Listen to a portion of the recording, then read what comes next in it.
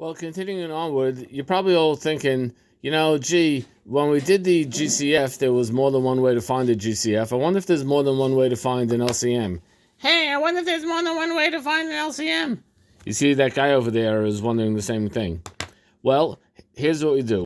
I'm going to go back to an example we had in a previous video, and that was about finding a GCF. And I'm going to use it for LCM as well. So, remember with GCFs, we circled the smaller of the fact we had 2 to the second and 2 to the first. So we circled 2 to the first because it's smaller. Well, for LCM, you actually do the opposite. You circle the bigger one.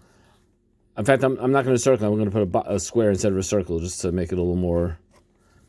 And if I multiply these guys, 2 to the second times 3 to the second, which is 36.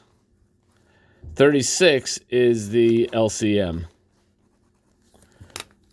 So what I do here is, instead of circling the smaller of each prime, I circle the bigger of each prime and multiply those guys, and that's my LCM, 36, because 12 goes into 36 and 18 goes into 36. Notice that between the circles, between notice everything gets covered, either circled or squared, because everything is going to contribute. Let's look at this. 175. Between 5 squared and 5 squared, it's a tie. It doesn't matter which one. I'll just do this one because it's all lonely. Plane 2 is bigger than no 2.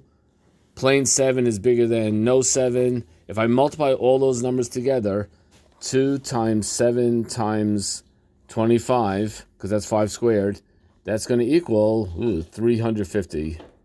And that's the LCM. Yay. And I'm just going to round out the other ones. Well, I'll let you figure out what the other ones are. Pause the video, figure out the LCMs for these last 2 examples, for 2430 and for 4818.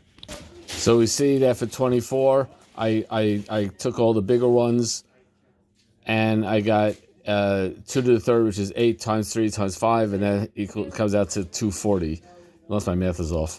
And here, that's 16 times 9, which comes out to 144. Yeah. Notice that every prime gets smaller, because everything is either going to be a bigger or a smaller or a tie, which means if I would take the LCM and multiply it by the GCF, that would be the same as if I multiplied the 2 numbers times each other, because it's all the same factors, just in a different order.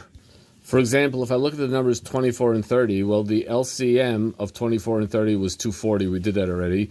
The LCM of the GCF was 6. 240 times... Oh, that's wrong. Okay, I made a mistake here when I said 240. That should actually be 120 if I knew how to... because that should be... Why? Because I just multiplied wrong. Anyway, let's go back here. That's now a 120. 120 times 6 is equal to 720. 24 times 30 is equal to 720.